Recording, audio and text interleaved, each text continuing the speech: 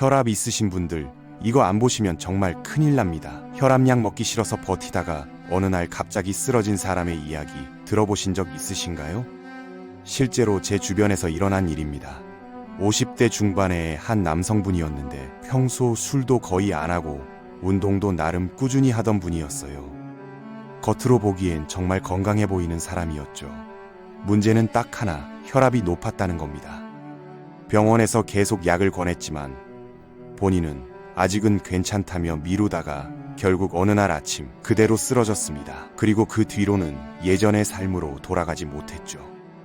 자, 팩트부터 15초만 보겠습니다. 2025년 기준 대한민국 고혈압 환자는 1200만 명입니다. 전체 인구의 23%예요. 그 중에서 약을 제대로 먹는 사람은 절반도 안 됩니다. 혈압약 복용률 63%, 혈압 조절률은 고작 48%예요. 뇌졸중 발생 건수는 연간 10만 5천 건, 그중 절반이 고혈압 때문입니다. 심근경색은 연간 6만 건, 이것도 절반이 고혈압이에요. 혈압약 시장 규모는 연간 1조 2천억 원. 하지만 정작 약을 안 먹어서 생기는 의료비는 그 5배가 넘습니다. 왜 중요하냐고요? 약 한 알로 막을 수 있는 사고를 사람들이 스스로 선택하고 있기 때문입니다. 오늘 주목할 포인트는 하나입니다. 혈압약을 안 먹으면 어떻게 되는지, 그리고 왜 많은 사람들이 약을 거부하는지, 이 두 가지만 확실히 알면 선택이 달라지거든요. 자, 구독과 좋아요 빠르게 한 번씩만 눌러주세요. 그럼 바로 시작하겠습니다. 혈압에는 숨겨진 법칙이 하나 있습니다. 증상이 없을 때는 모두가 조용해요. 하지만 증상이 나타나는 순간엔 이미 늦었다는 겁니다. 혈압 140에서 90, 이게 고혈압의 기준이에요. 근데 이 숫자가 넘어간다고 해서 당장 뭔가 아픈 건 아니거든요. 머리도 안 아프고 가슴도 안 답답하고 숨도 잘 쉬어져요. 그래서 사람들이 착각합니다. 나는 아무렇지도 않은데 왜 약을 먹어야 하나? 이게 바로 고혈압이 침묵의 살인자라고 불리는 이유예요. 여기서 질문 하나 드리겠습니다. 만약 혈압이 160에서 100인 상태로 5년을 버틴다면 어떻게 될까요? 실제로 연구 결과가 나왔어요. 혈관이 망가지기 시작한다는 겁니다. 혈관 벽이 두꺼워지고 딱딱해지면서 탄력을 잃게 되는 거예요. 왜 망가질까요? 간단합니다. 혈관에 가해지는 압력이 너무 높으니까요. 파이프에 물을 세게 틀면 파이프가 망가지는 것과 같아요. 하루 이틀이면 괜찮지만 5년, 10년 계속되면 결국 터지거나 막히는 거죠. 문제는 여기부터입니다. 환자 입장에서 생각해 보세요. 지금까지는 아무 증상이 없었어요. 건강검진에서 혈압이 높다고 나왔지만 본인은 멀쩡하거든요. 의사가 약을 처방해줬어요. 평생 먹어야 합니다라고 하죠. 평생이라는 말을 들으면 어떤 기분이 들까요? 부담스럽습니다. 아직은 괜찮은데 왜 벌써부터 약을 먹어야 하나 이렇게 생각하는 거예요. 그럼 환자는 선택을 해야 합니다. 지금 당장 약을 먹을 건가요? 아니면 좀 더 버텨볼 건가요? 이게 바로 보험 물량이에요. 52살 회사원 박 과장을 예로 들어볼게요. 박 과장은 건강검진에서 혈압 150에서 95가 나왔어요. 의사가 약을 권했지만 박 과장은 거절했어요. 운동 좀 하고 술 좀 줄이면 되겠지 이렇게 생각했거든요. 박 과장 아내도 걱정했고 박 과장은 괜찮아 라고 답했어요. 그런데 6개월이 지났습니다. 박 과장은 운동을 딱 한 번 했어요. 술은 여전히 일주일에 3번씩 마셨고요. 혈압은 160에서 100으로 올라갔습니다. 박 과장은 어떻게 할까요? 이제 약을 먹을까요? 아니면 계속 버틸까요? 박 과장은 고민합니다. 약을 먹으면 평생 먹어야 한다는데 그게 싫어요. 주변 사람들이 약 먹으면 부작용 있다던데 라고 말하는 것도 들었고요. 그래서 박 과장은 결정을 내립니다. 좀 더 버텨보자. 1년이 지났어요. 박 과장은 여전히 약을 안 먹었습니다. 혈압은 이제 170에서 110이에요. 하지만 박 과장은 여전히 멀쩡해요. 출근도 잘하고 회식도 잘하고 주말에 골프도 칩니다. 보셨습니까? 이게 첫 번째 함정입니다. 증상이 없으니까 위험을 못 느끼는 거예요. 하지만 박 과장의 혈관은 지금 어떻게 되고 있을까요? 매일매일 망가지고 있습니다. 혈관 벽이 두꺼워지고 있고 심장은 더 세게 펌프질을 하고 있어요. 뇌혈관도 좁아지고 있고 신장의 미세혈관들도 손상받고 있습니다. 하지만 박 과장은 모릅니다. 아무 증상이 없으니까요. 여기서 또 하나 중요한 포인트가 있어요. 박 과장은 지금 완벽하게 건강해 보입니다. 동료들도 박 과장 정정하시네요 라고 말해요. 골프도 잘 치고 회식 자리에서도 제일 늦게까지 남아있거든요. 겉으로 보기엔 40대처럼 보여요. 하지만 속은 어떨까요? 혈관 나이는 이미 70대예요. 언제 터져도 이상하지 않은 상태죠. 시간이 지나면 어떻게 되냐고요? 어느 날 갑자기 사고가 터집니다. 박 과장이 회사에서 회의를 하고 있었어요. 갑자기 왼쪽 팔에 힘이 빠지는 느낌이 들었습니다. 하는 순간 말이 안 나와요. 동료들이 과장님 괜찮으세요? 라고 물어보는데 대답을 못해요. 그리고 그대로 쓰러집니다. 뇌졸중이었어요. 응급실로 실려갔습니다. 뇌 CT를 찍었더니 뇌혈관이 막혔어요. 골든타임은 3시간인데 병원 도착까지 1시간 반이 걸렸어요. 의료진이 최선을 다했지만 결국 왼쪽 몸 전체가 마비됐습니다. 박 과장은 이제 휠체어 생활을 해야 해요. 말도 어눌하게 나오고 혼자서는 밥도 못 먹어요. 회사는 당연히 그만뒀고 아내가 24시간 간호를 해야 합니다. 대학생인 딸은 휴학을 했어요. 아르바이트를 해서 병원비를 보태야 하거든요. 보셨습니까? 이게 두 번째 함정입니다. 한 번 터지면 돌이킬 수 없어요. 혈압약 한 알이면 막을 수 있었던 일입니다. 한 달에 약값 3,000원이면 됐어요. 하지만 박 과장은 평생 먹기 싫어서 안 먹었고 지금은 한 달에 병원비 200만 원이 나갑니다. 재활치료비, 약값, 간호비 다 합치면 그 정도예요. 약에는 3가지 선택이 있습니다. 첫 번째, 지금 당장 먹기. 두 번째, 나중에 먹기. 세 번째, 안 먹기. 하나씩 뜯어보겠습니다. 먼저 지금 당장 먹는 선택부터 갑니다. 혈압이 140에서 90 넘어갔을 때 바로 약을 먹는 거예요. 많은 사람들이 이걸 가장 싫어합니다. 아직은 괜찮은데 왜 벌써부터? 라고 생각하거든요. 그런데 여기서 중요한 팩트 하나 나왔어요. 조기에 약을 먹으면 혈관 손상을 거의 100% 막을 수 있다는 연구 결과가 있습니다. 혈압이 처음 올라갔을 때부터 약으로 조절하면 뇌졸중 위험이 40% 감소해요. 심근경색 위험은 25% 줄어들고요. 왜 이렇게 효과가 클까요? 혈관이 아직 망가지기 전이거든요. 집을 예로 들어볼게요. 집에 금이 가기 시작했어요. 이때 바로 보수하면 비용이 적게 들어요. 100만 원이면 됩니다. 하지만 아직은 괜찮아 라고 버티면 어떻게 될까요? 금이 점점 커지고 나중엔 벽이 무너져요. 그때 고치려면 1억 원이 들어가죠. 혈압도 똑같습니다. 초기에 약으로 관리하면 월 3천 원이면 되는데 나중에 쓰러지면 수천만 원이 들어가요. 두 번째 선택은 나중에 먹는 거예요. 지금은 운동하고 식단 조절하면서 버티고 정말 안 되면 그때 약 먹지 뭐 이렇게 생각하는 분들이 많아요. 이게 가장 위험한 선택입니다. 왜냐고요? 타이밍을 놓치거든요. 생각해보세요. 혈압 150에서 95일 때 운동하면 되겠지라고 생각했어요. 근데 운동을 얼마나 하셨어요? 작심삼일 아니었나요? 술은 줄이셨어요? 일주일에 한두 번은 그대로 마시지 않았나요? 그러다 보면 1년이 지나고 2년이 지나고 혈압은 160, 170으로 올라가요. 그 사이 혈관은 계속 망가지고 있었던 겁니다. 여기서 질문 하나 드리겠습니다. 만약 박 과장이 처음부터 약을 먹었다면 어땠을까요? 혈압은 120에서 80으로 유지됐을 거예요. 혈관은 건강한 상태 그대로고 뇌졸중도 안 왔겠죠. 지금도 회사 다니고 있을 거고 주말엔 골프 치고 가족들과 여행도 가고 있을 겁니다. 약값 5년 동안 18만 원입니다. 하루에 100원이에요. 커피 한 잔 값의 3분의 1이에요. 세 번째 선택은 아예 안 먹는 겁니다. 약은 절대 안 먹어. 자연요법으로 관리할 거야. 이런 분들도 계세요. 마늘, 양파, 홍삼 먹고 운동하고 명상하고 물론 이런 것들이 도움은 됩니다. 하지만 이미 혈압이 160 넘어간 사람한테는 충분하지 않아요. 보조수단일 뿐이거든요. 임상 데이터가 이걸 증명해요. 생활습관 개선만으로 혈압을 정상으로 낮출 수 있는 사람은 전체의 20%도 안 됩니다. 나머지 80%는 약이 필요해요. 근데 사람들은 자기가 그 20%에 속한다고 믿어요. 왜냐고요? 인터넷에서 성공 사례만 보니까요. 저는 약 안 먹고 혈압 낮췄어요 라는 글만 보이거든요. 실패한 사람들은 글을 안 써요. 뇌졸중 와서 병원에 누워 있으니까요. 정리하겠습니다. 첫 번째 선택, 지금 당장 먹기.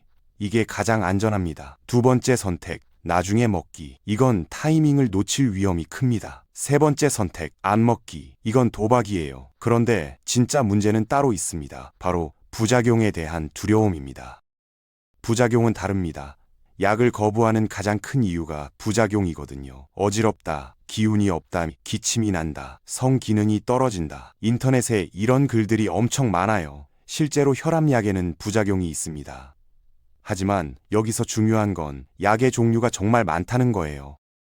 혈압약은 크게 5가지 계열이 있어요. 칼슘 채널 차단제, 안지오텐신 전환효소 억제제, 안지오텐신 수용체 차단제, 베타 차단제, 이뇨제. 이 중에서 한 가지가 안 맞으면 다른 걸로 바꾸면 됩니다. 조합도 가능해요. 2가지를 같이 쓰거나 3가지를 같이 쓸 수도 있고요. 박 과장 이야기를 다시 해볼게요. 만약 박 과장이 처음에 약을 먹었는데 어지러웠다고 칩시다. 그럼 의사한테 말하면 돼요. 선생님, 이 약 먹으니까 어지러워요. 그럼 의사가 다른 약으로 바꿔줍니다. 2번째 약도 안 맞으면 또 바꾸면 돼요. 3번째, 4번째. 결국에는 자기한테 맞는 약을 찾게 됩니다. 근데 많은 사람들이 첫 번째 약에서 포기해요. 역시 혈압약은 나랑 안 맞아 라고 결론을 내리고 끊어버리는 거예요. 이게 정말 아까운 선택입니다. 조금만 더 버티고 의사와 상의하면 해결되는데 스스로 포기하는 거거든요. 여기서 또 하나 중요한 게 있어요. 부작용이 있어도 혈압을 안 잡는 것보다는 낫다는 겁니다. 예를 들어 약 먹고 좀 어지럽다고 칩시다. 불편하죠. 하지만 뇌졸중 와서 반신불수 되는 것보다 나쁠까요? 아닙니다. 비교 자체가 안 돼요. 어지러운 건 생활이 불편한 거고 뇌졸중은 인생이 끝나는 거거든요. 그럼 부작용 없이 혈압을 낮출 방법은 없을까요? 있습니다. 생활습관 개선이에요. 약을 먹으면서 동시에 운동하고 식단 조절하고 체중 관리하면 약의 용량을 줄일 수 있어요. 어떤 경우엔 약을 아예 끊을 수도 있고요. 운동부터 보겠습니다. 걷기, 조깅, 자전거, 수영 같은 유산소 운동을 일주일에 5번, 하루 30분만 해도 혈압이 5에서 10 정도 떨어져요. 이게 얼마나 큰 차이인지 아세요? 약 하나 효과예요. 운동만으로도 약 한 날만큼 혈압이 내려가는 겁니다. 근력 운동도 중요해요. 근육이 늘어나면 기초 대사량이 올라가고 체중 관리가 쉬워지거든요. 다만 너무 무거운 걸로 숨 참고 하는 건 위험해요. 혈압이 급격하게 올라갈 수 있으니까요. 가벼운 중량으로 여러 번 반복하는 게 좋습니다. 식단은 어떻게 해야 할까요? 가장 중요한 건 소금을 줄이는 거예요. 한국 사람들은 하루 평균 12g 먹는데 이건 권장량의 2배예요. 소금을 줄이면 혈압이 확 떨어집니다. 국물 요리 줄이고 가공식품 피하고 집에서 요리할 때 소금 대신 다른 향신료 쓰면 돼요. 칼륨이 많은 음식도 좋아요. 바나나, 감자, 시금치 같은 거요. 칼륨은 체내 나트륨을 배출하는 데 도움을 주거든요. 다만 신장 기능이 안 좋은 분들은 칼륨을 제한해야 하니까 의사와 상담이 필요합니다. 체중 관리도 엄청 중요해요. 10kg만 빼도 혈압이 5에서 20 떨어진다는 연구 결과가 있어요. 특히 배에 지방이 많은 복부 비만은 혈압뿐만 아니라 당뇨, 고지혈증하고도 연관이 깊습니다. 천천히 한 달에 2kg씩 빼는 게 가장 이상적이에요. 술과 담배는 무조건 끊어야 합니다. 술은 일시적으로 혈압을 낮추는 것처럼 보이지만 장기적으로는 혈압을 올려요. 담배는 더 심각하고요. 니코틴이 혈관을 수축시켜서 혈압을 올리고 동맥 경화를 촉진시킵니다. 스트레스 관리도 빼놓을 수 없어요. 스트레스 받으면 아드레날린이 분비되면서 혈압이 올라가거든요. 명상, 요가, 심호흡 같은 이완 기법들이 도움이 됩니다. 충분한 수면도 필수고요. 하루 최소 7시간은 자야 해요. 보셨습니까? 생활습관 개선은 약의 효과를 배가시킵니다. 약만 먹으면 혈압이 140에서 120으로 떨어져요. 근데 운동하고 식단 조절하면 110까지 떨어질 수 있어요.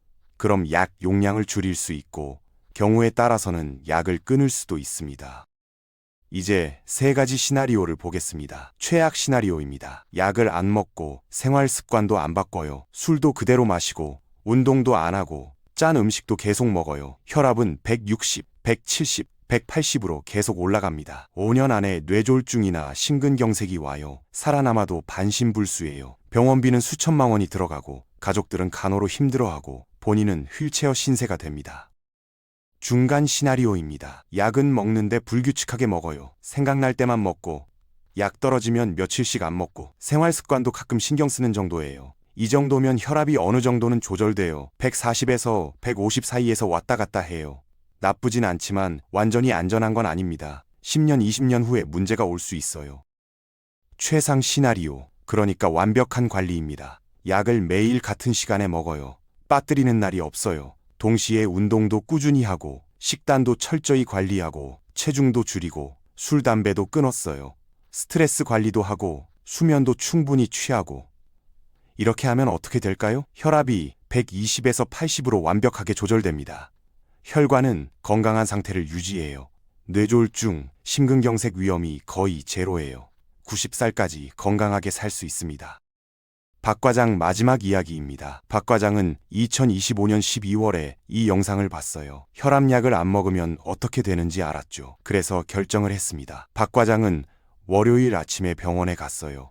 의사 선생님한테 약 처방해 주세요 라고 말했어요. 약을 받아서 집에 왔고 그날부터 매일 아침 7시에 약을 먹기 시작했습니다. 처음 일주일은 좀 어지러웠어요. 역시 약이 안 맞나 라는 생각도 들었죠. 하지만 참고 2주를 버텼어요. 어지러움이 사라졌습니다. 몸도 적응한 거예요. 박 과장은 운동도 시작했어요. 퇴근하고 집 근처 공원을 30분씩 걸었어요. 처음엔 힘들었지만 한 달 지나니까 습관이 됐어요. 식단도 바꿨습니다. 점심에 국물 요리 대신 샐러드를 먹었어요. 저녁엔 술을 끊었고요. 주말엔 아내랑 등산을 다녔어요. 체중도 3개월 만에 5kg 빠졌습니다. 2006년 6월 박 과장은 병원에서 검사를 받았어요.